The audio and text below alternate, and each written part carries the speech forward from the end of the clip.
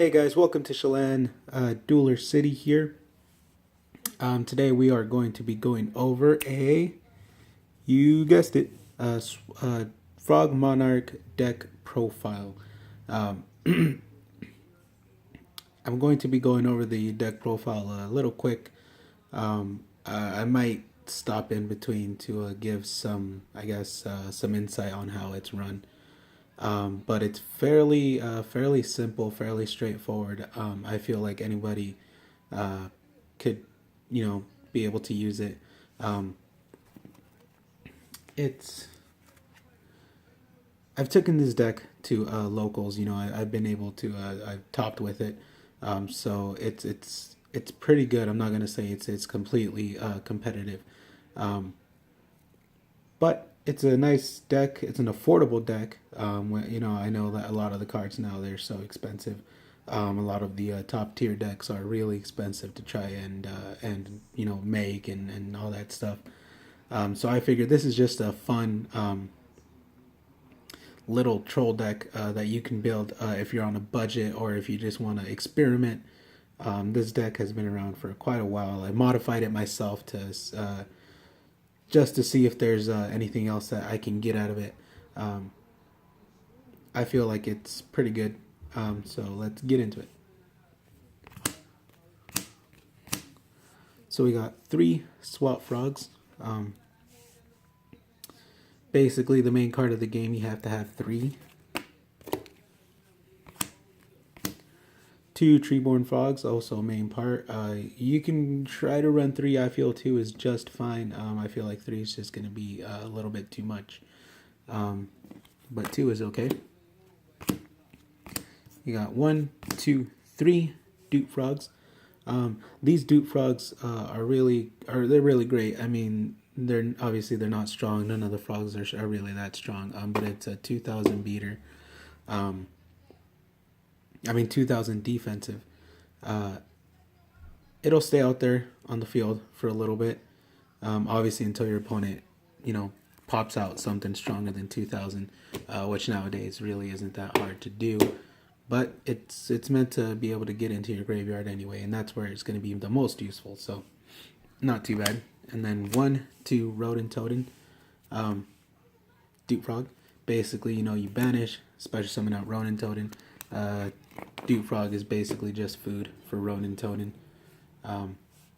This is where I feel a little bit of the troll, like I said, of the deck comes in. I run 1, 2. Ghost Trick Jack Frosts. I don't know. I feel like this card's really good. I mean, it stalls obviously for 1 attack. Basically, what happens is, let's say your opponent declares a direct attack, you can change his monster to face down defense position and special summon him straight from your hand, also in face down defense position. So stop 1 attack, save yourself. I got 1, 2, 3 battle faders. Obviously, I'm pretty sure all you guys know what these guys do. Stop the attack and the battle phase. 2 Swift Scarecrows, the same as a battle fader, except you don't get to special summon him. You have to throw him directly from your hand. 1, 2 Card Ds. Card D is basically just to add a little of drawing power to it. Obviously, you have the search power of the swap frogs, to get your frogs into the grave where you want them to be. But other than that, there's not really a quick way to get cards into your hand. I feel like Card D does a good job of getting that done. So, my opinion, good card to have. 1, 2, Light and Darkness Dragons. You can have 1, 1 if you want. I prefer to run 2 sometimes. It does get cloggy. I will admit that, but for most part, 2 Light and Darknesses have really helped me out. 1 Gores. Like I said, obviously with this deck running so many spells and not any traps, sometimes you won't have anything on the field, so then if your opponent attacks you, you have a good amount of life points left. Bust out Gores, bring out an extra token or its other second effect. and you'll have a quick 2700 beater. 1, 2, 3 Caius, the Shadow Monarchs. Tribute summoning is something really easy with this deck. Obviously, bring back Treeborn, bring in Caius, or, banish Dewfrog, bring back Ronin Totem, summon out Caius, banish one of your opponent's cards. If it's a dark monster, go ahead and inflict 1,000 damage. And it's 2400. Really, can't go wrong. 1 Mobius. Pop 2 of your opponent's spell or trap cards. 1 Dark Dust Spirit. This guy, obviously, it's a spirit monster. It's going to come back to your hand at the end of the turn. But it's really good. Let's say you have Treeborn Frog, and that's all you have. Special summon out this guy, and pop your opponent's monsters on their side of the field. Really helpful. And then, go ahead and attack him with 2200. Bring him back next turn. Hopefully, do the same thing. Obelisk the Tormentor. This guy is really fun to bring out, and especially when you do bring him out.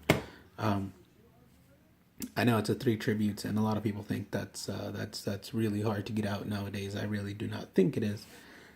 So basically, what it would be is, in order to get Obelisk out, it'd have to be mid to end game in order for that to be able to be a good option. If you get him at the beginning of the game, it's kind of hard.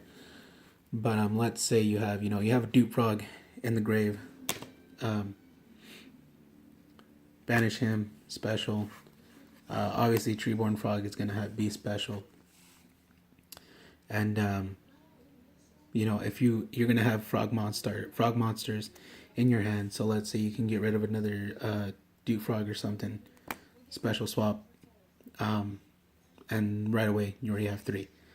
Let's say you don't have any other swap frogs, but you have another rodent totem in the graveyard. Banish another Dewfrog or even another swap frog, special rodent totem. You have 3 right away. Summon out Obelisk. Now getting into the spells, I run 1 Gold Sarcophagus, 1 Soul Charge. This one obviously to get out, to use Obelisk's effect of tributing 2 of your monsters, popping all of your opponent's monsters, or getting out 3 monsters to bring out Obelisk. Gold Sarcophagus to search Obelisk. 1, 2, 3 soul exchanges, pretty self-explanatory. Tribute one of your opponent's monsters. Bring out either your Caius or any other monster that you want to tribute summon. Can also be used if you only have 2 frogs. Can also be used to go ahead and tribute one of your opponent's monsters, bring out Obelisk, which is another way to bring out Obelisk the Tormentor. Like I said, many ways to bring them out. Enemy controllers, 3. Base, self-explanatory. Protect yourself or tribute one of your monsters, take control of your opponent's monster. Creature swap. Very fun card. Let's say you have, only 1 Treeborn on your side of the field, and your opponent only has 1 other monster, and it's vulnerable to being able to be selected by, spells or whatever. And let's say it's a high attack card. Creature swap it, give him your Treeborn in attack position, take his super awesome, beat stick, run over your Treeborn. Next turn, bring back your Treeborn, and you'll still have control of your opponent's monster. And then 2 MSTs. If you don't want to run MSTs, that's fine. I use it just because I like the card personally. If you don't want to use it, like I said, you can use Twin Twisters, anything else that you want to throw in there. But you obviously want to have something to be able to get rid of your opponent's backfield. Now on to the extra deck. The extra deck isn't too big in this deck. I don't rarely use it. But here I have an Acid Golem, a Fairy Knight Ingunar, Photon Strike Bouncer, Chronomaly Atlantis, Gachi Gantetsu, Ghost Trick Dillahan, Slacker Magician, Herald of Pure Light, and number 13 Embodiment of Crime. So that was everything for this thing here today, guys. Thank you for watching, and I hope that you keep liking the video, subscribing, and talk to you guys later.